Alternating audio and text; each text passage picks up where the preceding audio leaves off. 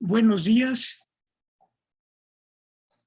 Pues vamos a llevar a cabo una videoconferencia relacionada con la posible presencia de sueño en los dinosaurios.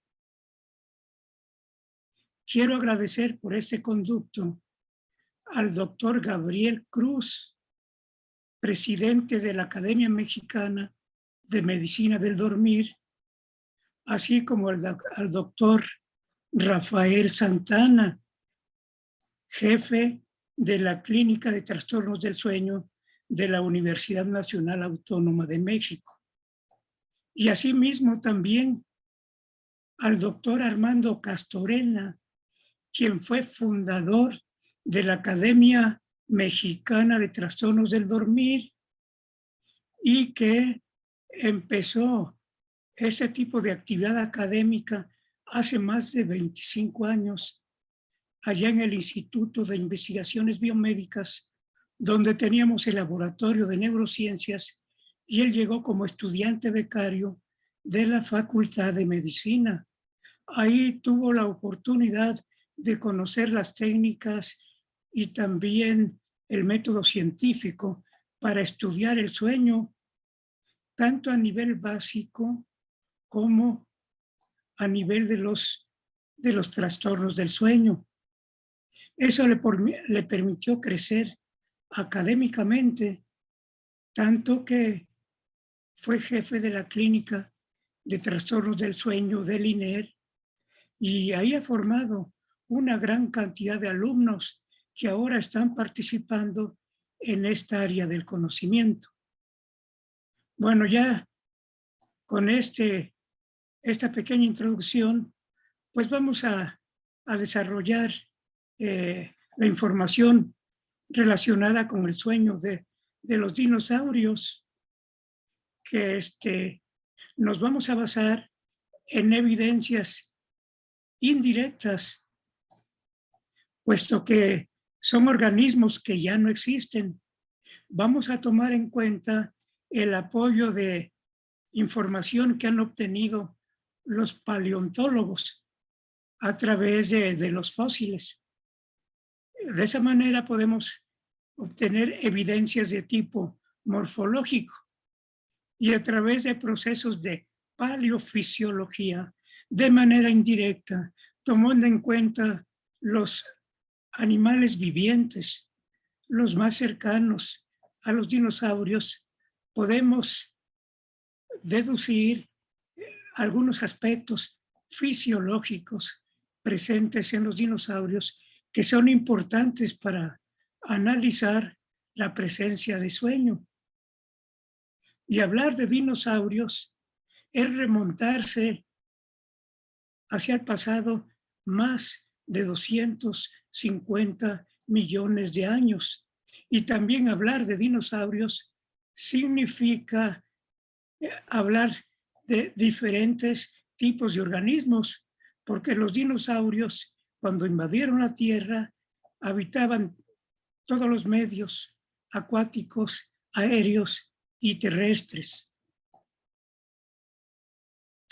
Entonces, es muy importante resaltar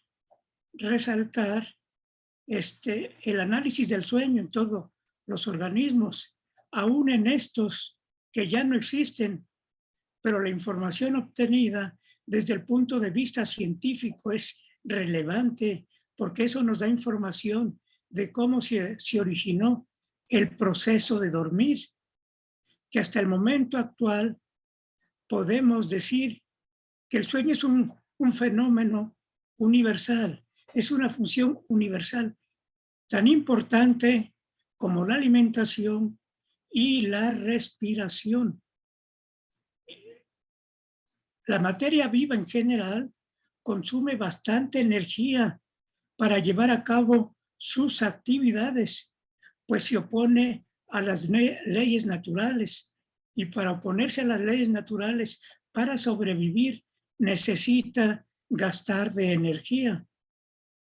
Si eso no se regula, pues los seres vivos terminan por desaparecer. Entonces necesitan un periodo donde recuperar la energía consumida durante su actividad. Y ese periodo, pues se ha llamado sueño o le han llamado reposo, etcétera. Así que, como ven, ese periodo que se llama sueño es muy importante para los seres vivos. Sin ese periodo, posiblemente no podrían existir los organismos así como los conocemos. Y es muy importante también entender cómo duermen los animales, porque a través de modelos animales se ha obtenido información acerca de las funciones del sueño que están presentes en el humano. ¿Para qué sirve dormir? ¿Es un lujo o es una función vital? Bueno, los modelos animales han dado bastante información al respecto. Y lo mismo, ¿qué mecanismos intervienen para regular la vigilia y el sueño? Estos animales, estos modelos han sido muy importantes y no importa el nivel de evolución de los animales, porque esta función sueño ya se ha identificado tanto en vertebrados como invertebrados. Como ejemplo de invertebrados, les pongo la mosquita de la fruta, donde ha sido muy importante, porque allí nos da información de tipo genético. Conociendo el genoma completo de la mosquita de la fruta y teniendo modelos de trastornos del sueño de la mosquita, es posible correlacionar genes determinados con alteraciones del sueño. Y eso se puede extrapolar hasta el humano.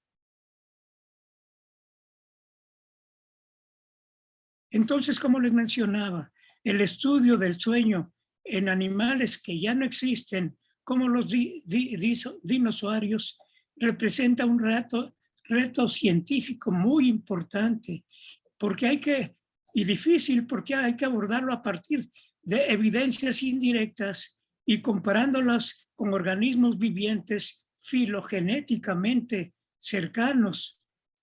Ahora, pero nos vamos a remontar todavía mucho más atrás para entender cómo se originó el sueño en los seres vivos, que es fundamental. Como ya les decía, si nos remontamos a más de 4.000 millones de años atrás, cuando se originó la vida en el planeta Tierra, estos primordios de vida tuvieron que adaptarse a las condiciones cambiantes de nuestro planeta Tierra. Los organismos que no se adaptaron desaparecieron y aquellos que se adaptaron a estas condiciones constantemente cambiantes sobrevivieron, evolucionaron y a través de los millones y millones de años se transformaron en diferentes tipos de organismos hasta llegar al organismo más evolucionado como es el ser humano. Entonces, hay que tomar en cuenta que en aquel entonces, desde entonces, en el planeta Tierra, rotaba, oscilaba aproximadamente cada 24 horas. Esto daba origen a periodos de luz y periodos de oscuridad. Y sobre todo en los periodos de luz, la materia viva llevaba a cabo fundamentalmente la mayor parte de sus actividades. Y ya en el periodo correspondiente a la oscuridad en la noche, pues había periodos de reposo para tratar de recuperar la energía perdida durante sus actividades y además eliminar los metabolitos o sustancias tóxicas resultantes de su actividad. Entonces, ahí se originaron ciclos de luz, oscuridad, ciclos circadianos de aproximadamente, eso indica circadianos, 24 horas, donde toda la materia viva se modifica siguiendo el ritmo de las 24 horas. Tanto el cerebro como el resto de órganos y sistemas modifican su actividad.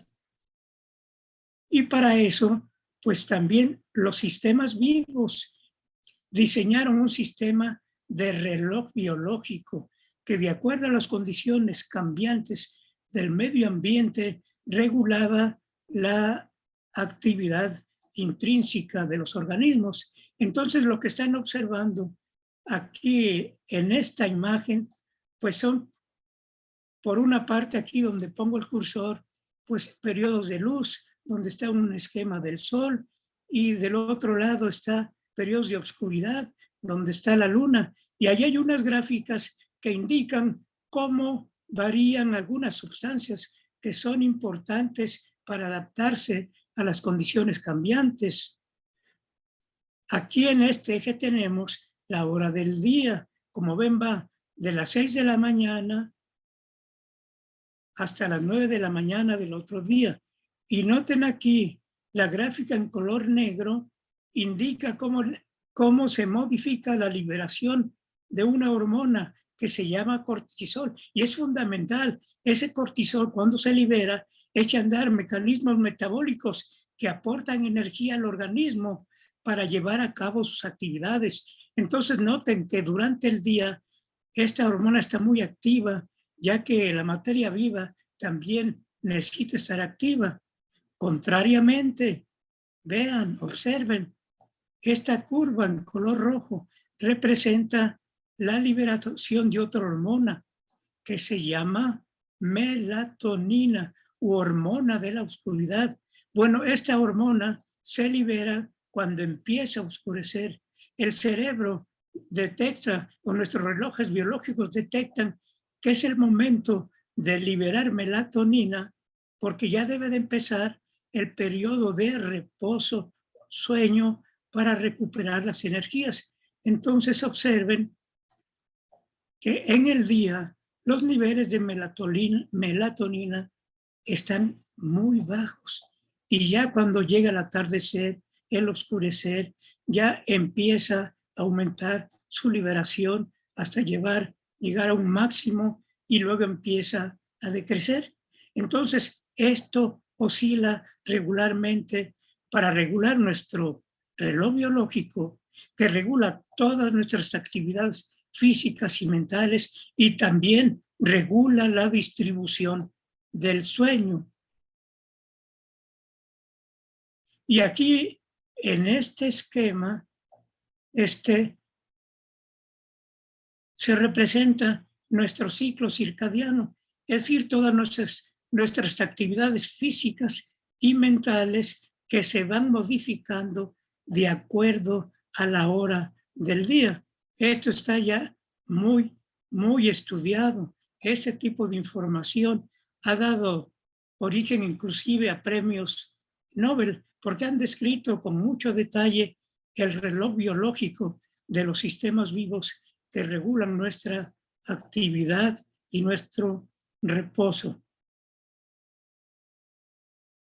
Ahora, el sueño,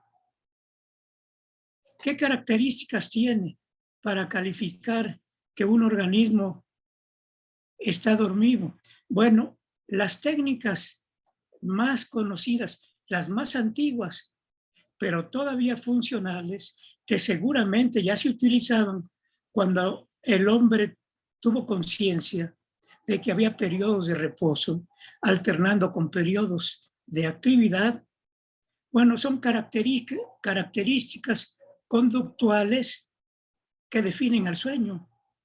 Como, ¿qué características? Hay disminución de la conciencia, hasta pérdida de la conciencia, porque uno se va desconectando progresivamente de la comunicación con el medio hasta quedar completamente inconscientes en una etapa de sueño. Y también la capacidad para responder a los estímulos externos se va reduciendo. Se requieren estímulos más intensos para hacernos reaccionar. Además, se trata de un fenómeno reversible. ¿Qué quiere decir con esto? Que cuando estamos dormidos es posible despertar, es decir, regresar a la vigilia si aplicamos estímulos de cierta intensidad.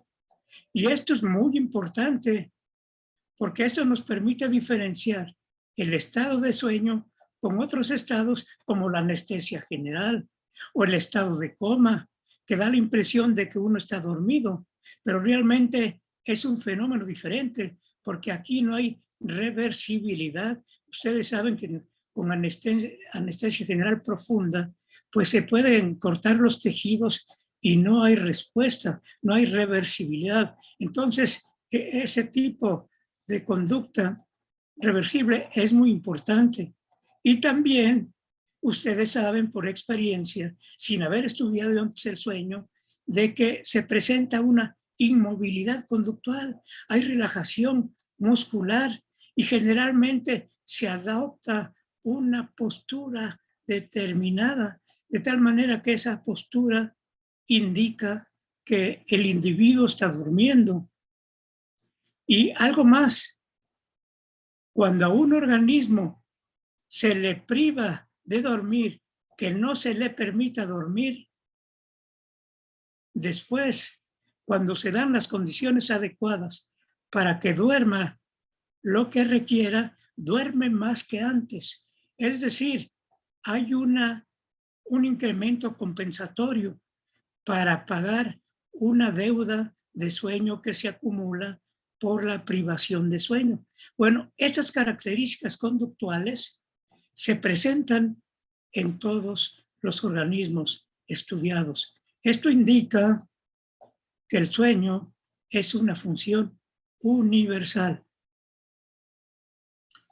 Y ya con eso descrito, podemos ver, por ejemplo, en este esquema, vemos cómo se van desarrollando los vertebrados, desde peces, aquí donde pongo el cursor, pasando por batracios, la rana, aquí reptiles, cocodrilo, mamíferos, hasta el gato. El gato ha sido un modelo muy importante para analizar los mecanismos neurofisiológicos y neuroquímicos de la regulación del ciclo vigilia-sueño.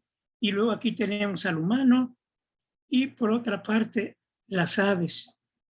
Bueno, en todos los vertebrados están presentes todas las características conductuales que definen el sueño. Hay variaciones cuantitativas, pero conductualmente esas características que les describí están presentes. Así que aquí podemos concluir que todos los vertebrados tienen la función sueño con diferentes características que luego vamos a analizar.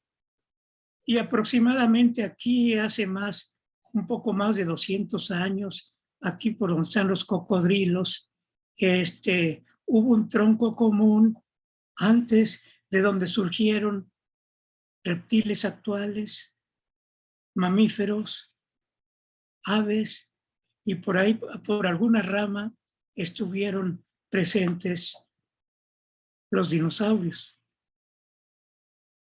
Entonces noten que a medida que evolucionan los organismos, las regiones cerebrales también se van modificando y como consecuencia el sueño también sufre modificaciones debido a que este es regulado por diferentes regiones cerebrales. Aquí nuevamente les presento diferentes grupos de animales con su cerebro dentro del cráneo para que vean la proporción tamaño del cerebro y tamaño del cráneo, que luego es engañoso. Aquí, por ejemplo, tenemos un pez con cabeza grande, pero noten, su cerebro está pequeño, por ahí escondido. Luego tenemos los anfibios, como la rana. Ahí se ve también su encéfalo, ahí dentro del cráneo. Los reptiles, aves,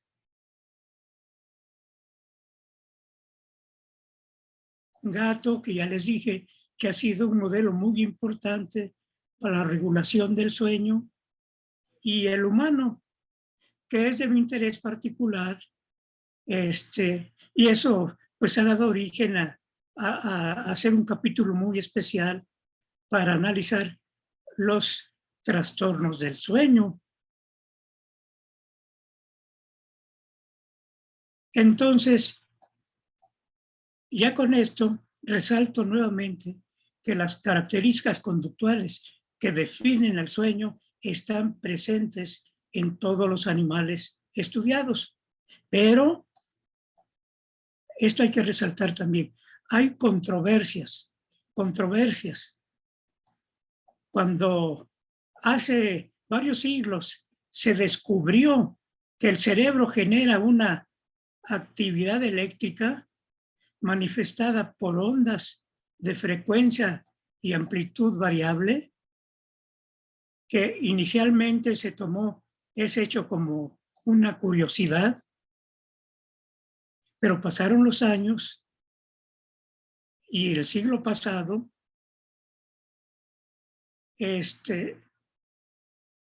se observó que esta actividad cerebral tenía un significado funcional, de tal manera que Berger, llamado el padre de la electroencefalografía, describió diferentes tipos de ondas de frecuencia y amplitud variable que se presentaban en diferentes circunstancias funcionales. Entonces, esto indicaba que estas ondas tenían un significado funcional, no nada más era un fenómeno físico-químico generado por los iones que contiene el cerebro.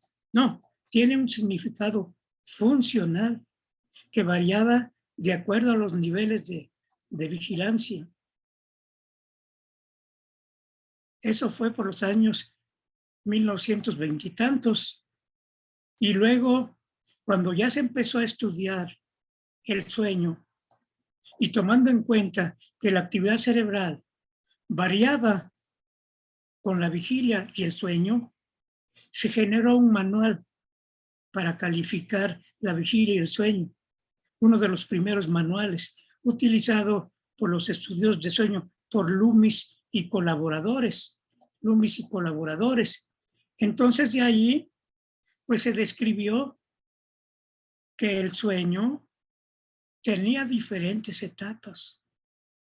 Además de la vigilia, donde se presentaba una actividad cerebral rápida de baja amplitud, como la que señalo con el cursor, al cerrar los ojos aparecía actividad alfa, es decir, está en vigilia relajada, ojos cerrados, pero despierto, donde aparecen ondas de 8 a 13 por segundo, actividad alfa, y manteniendo los ojos cerrados, desaparece esa actividad alfa y la actividad cerebral se hace progresivamente más y más lenta y de mayor amplitud.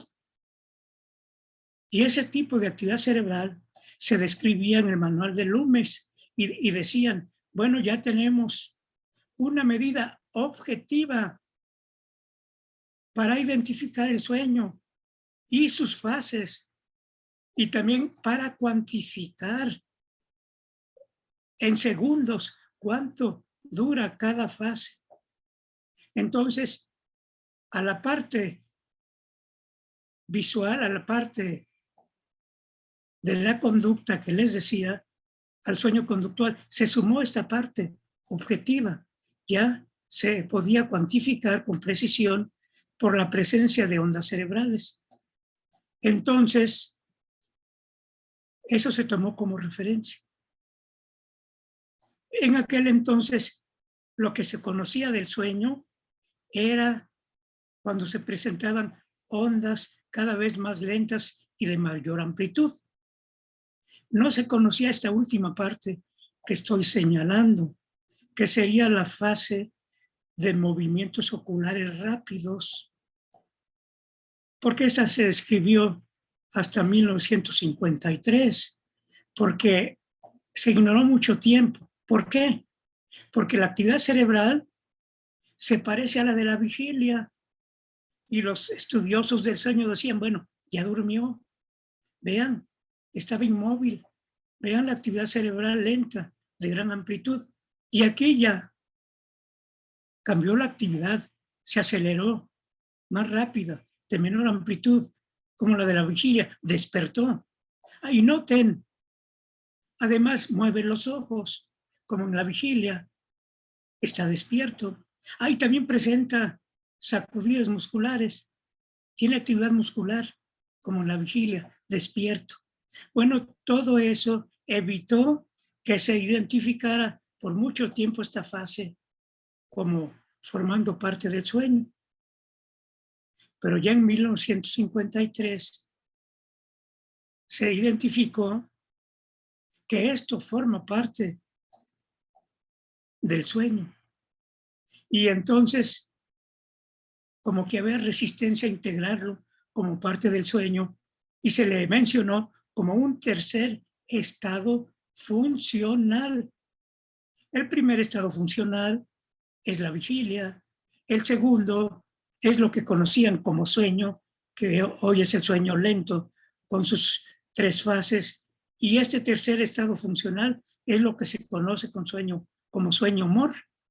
Y algo muy importante que llamó la atención fue que la mayor parte de las ensoñaciones es de la actividad mental que conocemos y que es muy interesante. Los sueños se presenta más del 80% en esta fase. Bueno, ya con estas técnicas electrofisiológicas y de que la actividad cerebral es importante para identificar vigilia y diferentes fases de sueño,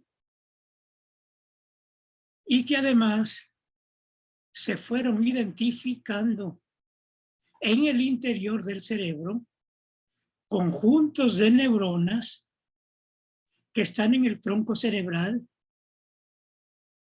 que nos permiten estar despiertos y nos permiten estar dormidos. Y ahí empezaron a describirse los mecanismos reguladores del ciclo vigilia-sueño. Se identificaron núcleos, pero también las sustancias químicas, los neurotransmisores que nos permiten regular para estar despiertos. Hay varios, por el tiempo no me voy a extender mucho, y hay otros que inhiben a estos neurotransmisores que nos permiten estar despiertos para que se inicie el sueño, que pueden ser factores endógenos que se llaman hipnotoxinas, que son sustancias que se acumulan mientras estamos activos y que cuando llegan a un nivel determinado es una indicación para el organismo que empiece el proceso de dormir, porque se ha consumido demasiada energía y se requiere recuperarla y además eliminar los metabolitos.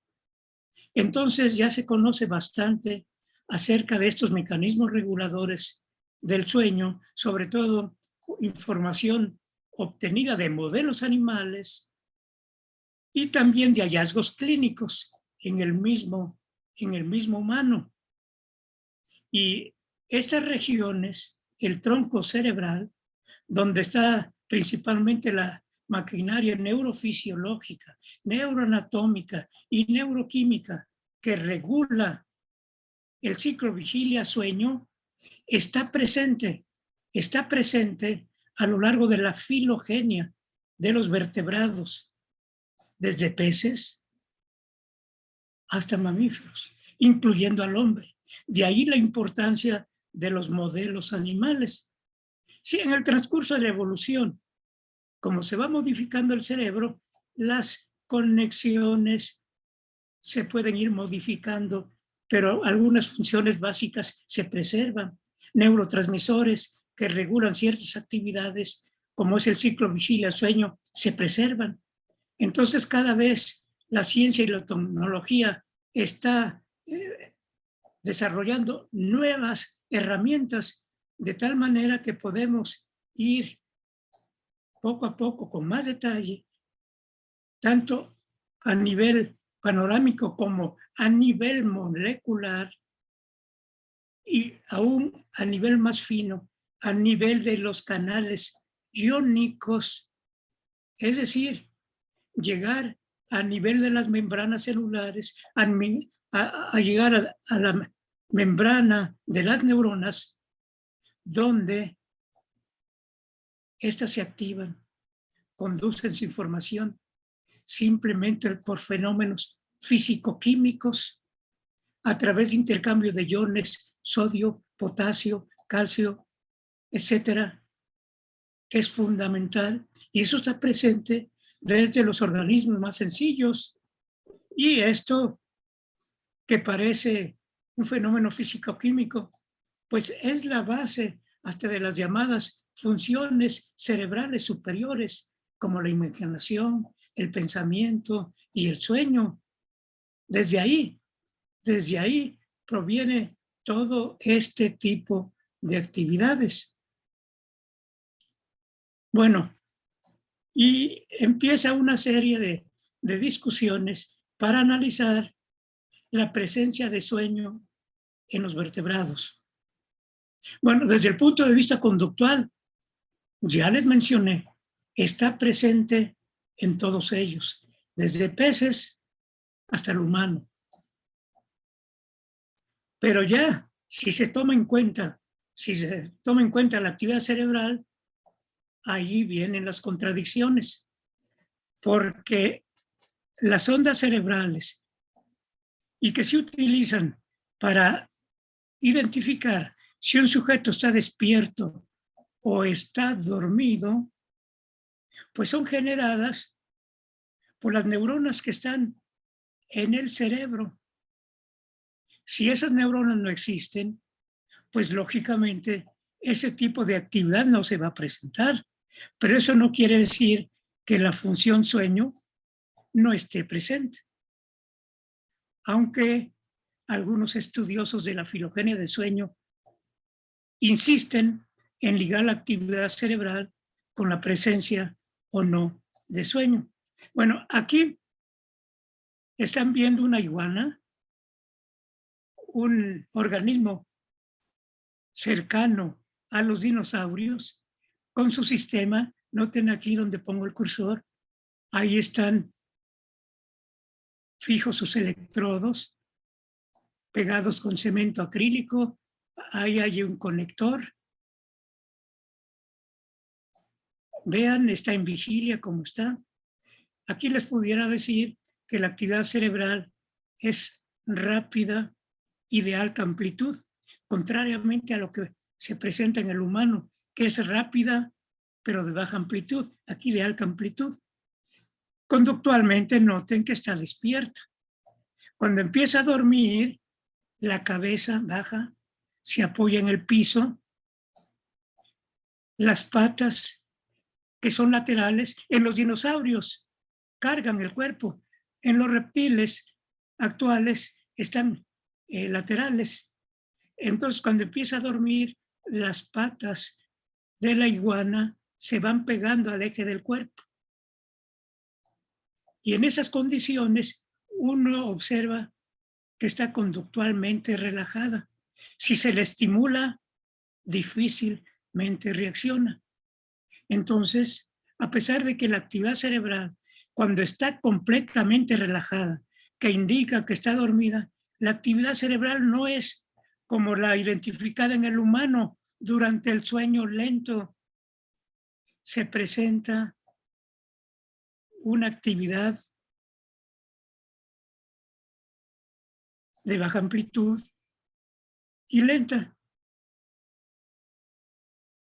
Pero tenemos otros indicios para indicar que estos animales, a pesar de que no tienen actividad cerebral semejante al humano, pero sí tienen la función sueño, nos metemos al apoyo de la neuroquímica Identificamos y la neuroanatomía.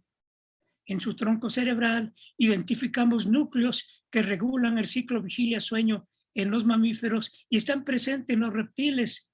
Y no nada más esos núcleos, también el neurotransmisor. Aquí en esta diapositiva están viendo unas neuronas con técnicas especiales para resaltar el contenido de serotonina. Esto que se ve en color oro oscuro, ven, son neuronas de los núcleos del RAFE que contienen serotonina y que cuando administramos alguna sustancia que vacía estas neuronas de serotonina, se presenta insomnio. Lo mismo que pasa en los mamíferos. Entonces, con esto se indica que hay mecanismos reguladores del ciclo vigilia-sueño en los reptiles semejantes a los de los mamíferos, a pesar de que la actividad cerebral es diferente. Y así hay otros modelos animales que apoyan la idea de la presencia de sueño a lo largo de todos los vertebrados. Aquí tienen otro ejemplar, una tortuga, como ven, que también presenta las características de sueño conductuales que ya les describí, y también la actividad cerebral es muy diferente a la que presenta el humano, pero conductualmente no hay duda, está presente la función sueño.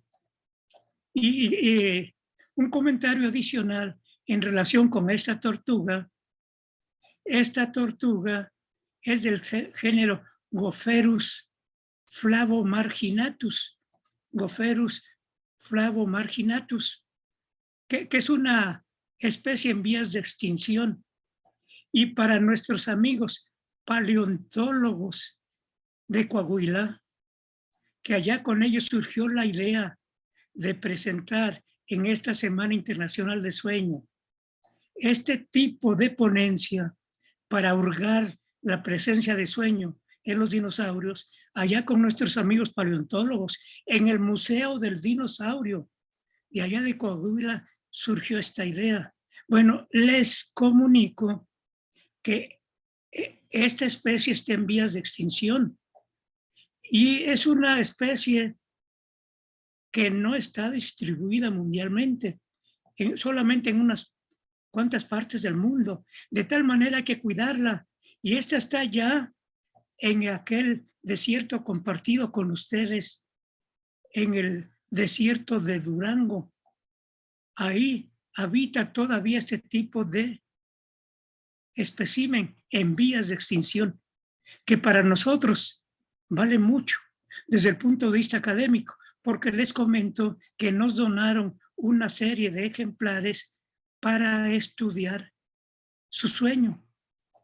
Ya está publicado en una revista internacional, de tal manera que si llegan a desaparecer, sobre todo por la mano del peor depredador que existe en el planeta Tierra, que es el hombre, ahí queda un testimonio de la existencia de este tipo de organismo que tenía tales características de sueño. Entonces, esta información es muy importante para nuestros amigos paleontólogos. Bueno, y ahora que nos acercamos a analizar qué pasa en animales que ya no existen. Bueno, pues hay muchas técnicas indirectas que nos permiten hacer algún análisis morfológico, histológico, hasta paleofisiológico de animales inexistentes. Aquí tenemos una gráfica que nos muestra cómo evolucionaron los vertebrados que conocemos actualmente. Por acá, hace más de 200 años, se originaron los tetrápoda, es decir, animales que invadieron la tierra saliendo del agua. tuvieron que caminar y de ahí se fueron modificando las aletas en 4 patas. Por allá puede empezar la historia de los dinosaurios y también por allá empieza la historia de reptiles actuales, aves y mamíferos, compartiendo un origen común. Pero en el transcurso de millones y millones de años, por interacción con las condiciones cambiantes del medio ambiente, los que se adaptaron tuvieron que evolucionar y dieron origen a las especies conocidas. Entonces ya nos estamos acercando por dónde andan los dinosaurios. Aquí es una gráfica que también nos representa el origen ya filogenético de los dinosaurios, porque hablar de dinosaurios, ya les decía, es hablar de diferentes tipos de animales que abarcaron todos los medios, agua, aire y tierra, y todas las formas y tamaños.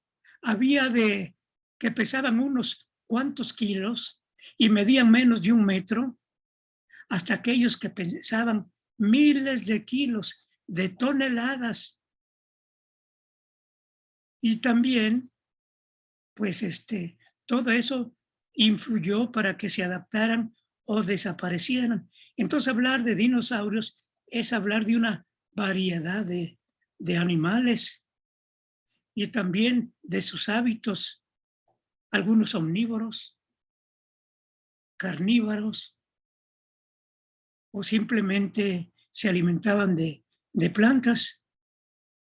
Algunos regulaban la temperatura con diferentes métodos, otros no. Ahí hay mucha discusión. Y para el sueño es muy importante entender si regulaban o no la temperatura.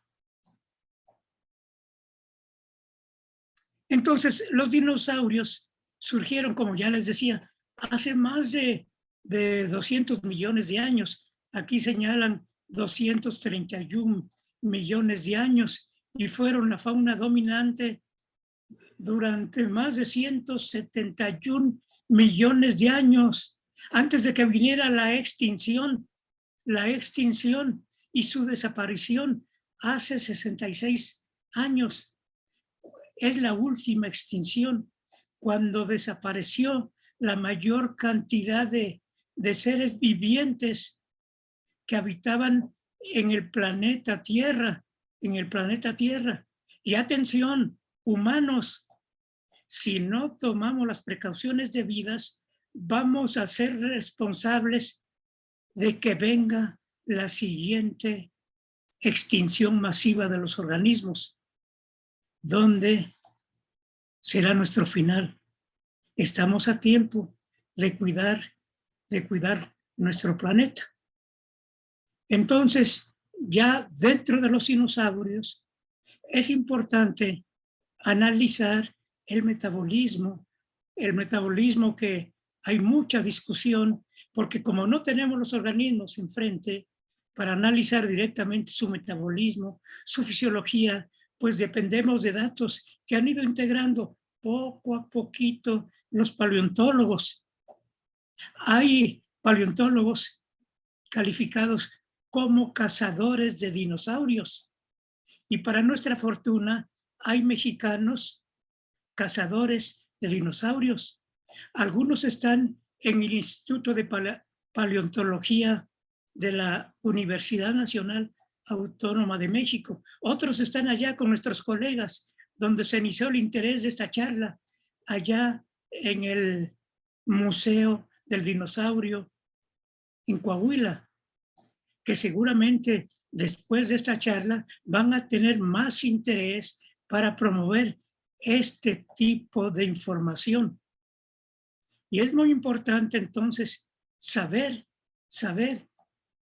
y tratar de dar información si los dinosaurios dormían y cómo dormían, que por el análisis que hemos hecho podríamos casi asegurar que también los dinosaurios, además de sus periodos de actividad, pues tenían que descansar, tenían que recuperarse, tenían que entrar a periodos de sueño o reposo.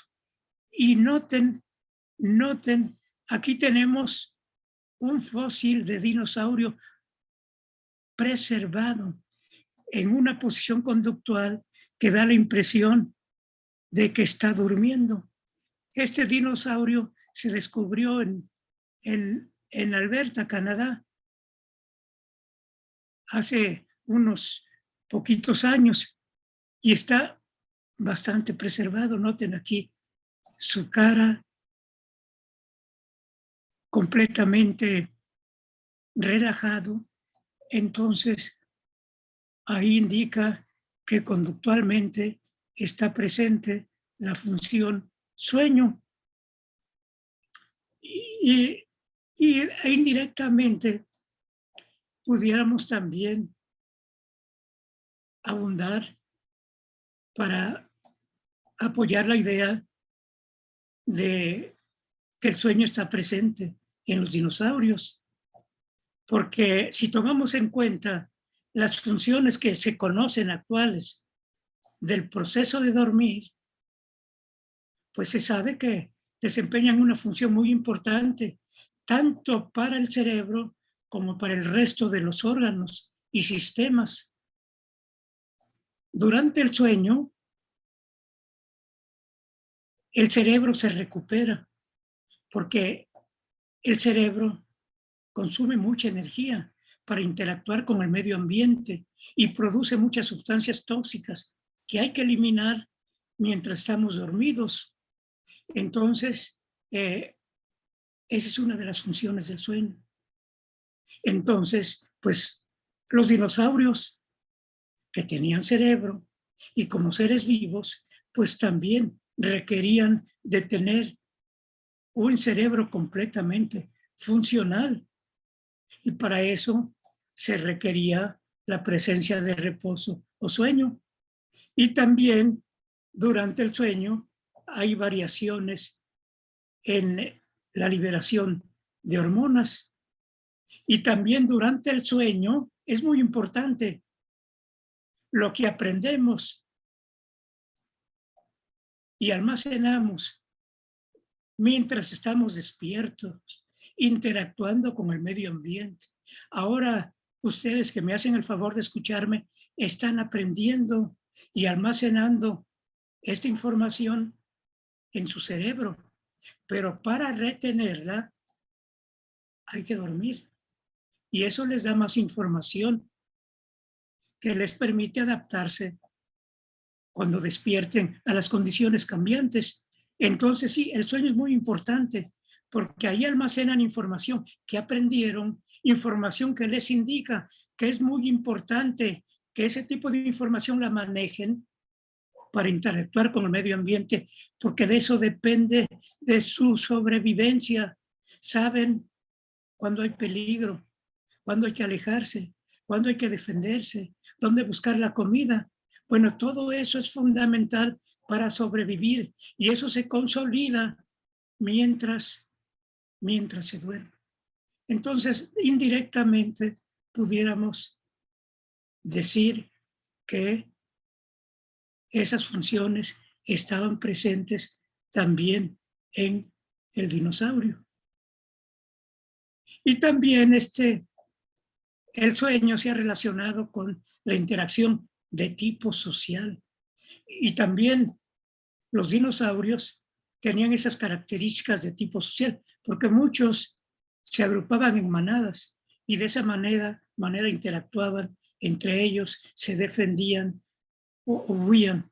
Entonces, pues indirectamente, desde el punto de vista de la paleofisiología, pues hay indicios de que la función sueño ya estaba presente en los dinosaurios. Y también es muy importante cuando aparecieron los mecanismos que regulan la temperatura corporal, cuando se originó la homeotermia o endotermia, porque eso que representa un gasto enorme de energía. Eso representa muchas ventajas para el organismo, porque puede interactuar activamente en diferentes medios, independientemente de la temperatura medioambiental. Puede estar en un medio caluroso, templado, frío, pero como regula su temperatura, se mantiene activo. Pero eso representa gasto enorme de energía. En cambio, los animales ectotérmicos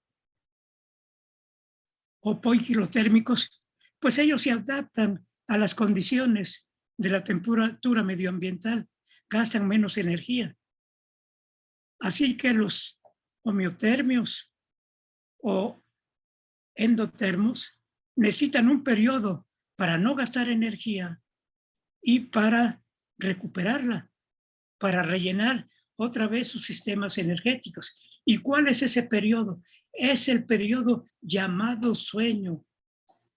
Entonces, cuando el desgaste de energía es elevado, ya les indicaba que en el cerebro hay señales de que se está gastando energía, señales por moléculas que se llaman hipnotoxinas de manera general, que les indica, estás gastando mucha energía, necesitas entrar en un periodo de reposo o sueño para ya no gastar energía, pero además para recuperar, porque ya intervienen ahí mecanismos reguladores de la energía, cargadores de energía, como son esas moléculas ricas en energía de trifosfato de adenosina, que son muy importantes porque son moléculas que almacenan energía para las funciones vitales.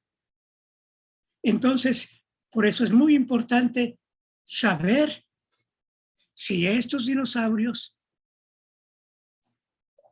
podrían regular su temperatura corporal. Y afortunadamente es muy difícil porque no hay tejidos fósiles precisos que nos indiquen que eran estos animales reguladores de la temperatura. Pero ya con el esfuerzo de paleontólogos, con muchas técnicas, con muchos algoritmos que han venido desarrollando, pues se ha ido integrando información que indica que posiblemente, y desde el punto de vista ya morfológico, sí regulaban la temperatura.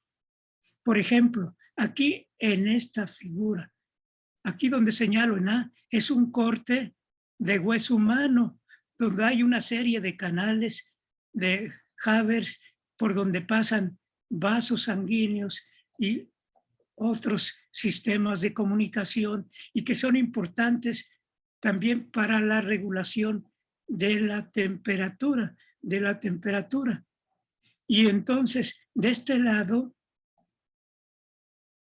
hay un corte de hueso de dinosaurio, que son de los tejidos que más se pueden conservar, y también los dientes, donde se ven sistemas similares que indican que hay una serie de canales de Havers importantes para la regulación de la temperatura.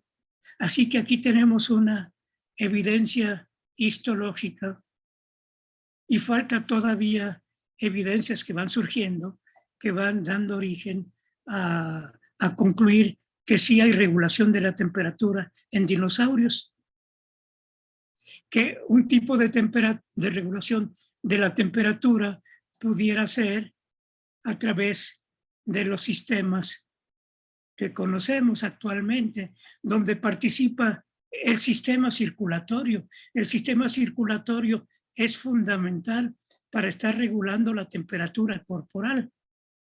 Aquí, por ejemplo, tenemos el corazón de diferentes organismos, de reptiles como la lagartija, el cocodrilo y un mamífero, y donde vemos cómo sus ventrículos y las 4 cavidades y aurículas se van modificando de acuerdo a la evolución, pero esa modificación también indica que los mecanismos reguladores de la temperatura también se van modificando para dar origen a la homeotermia.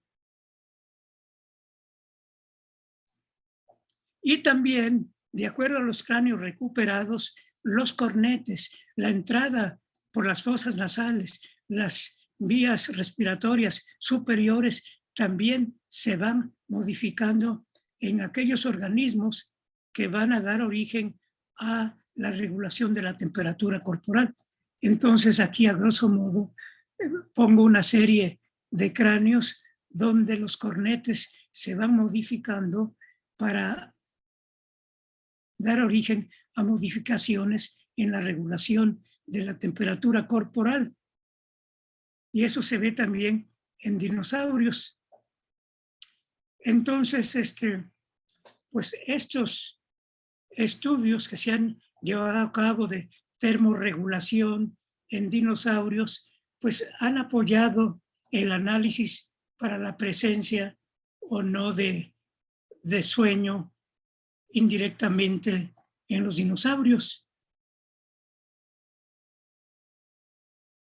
Y también se ha observado aquí que el tamaño de los dinosaurios, que es muy importante, como les decía, que va desde unos cuantos kilos y unos cuantos centímetros de altura hasta toneladas de peso y varios metros de altura, eso modifica su metabolismo, modifica el gasto energético, modifica la producción de calor, modifica la regulación de la temperatura.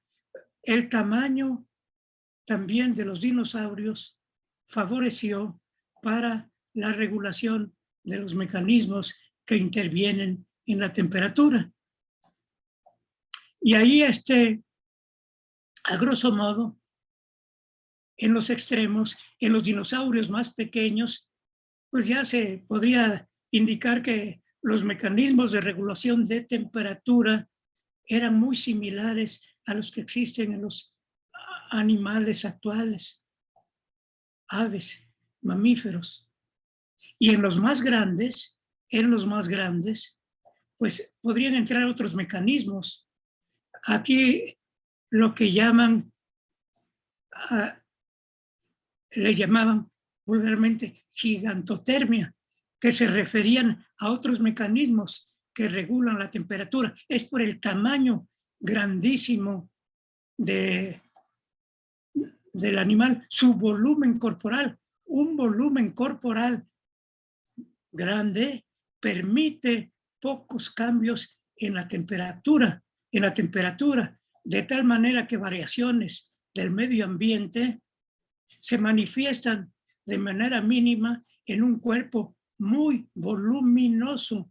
Hagan de cuenta que ese cuerpo voluminoso con sus líquidos desempeña la función que desempeñan los mares, los lagos, son reguladores de la temperatura. No importa cómo varía la temperatura del medio ambiente, los líquidos permiten que la temperatura en un lugar específico no varíe de manera extrema. Y parece ser que ese tipo de mecanismo de gigantotermia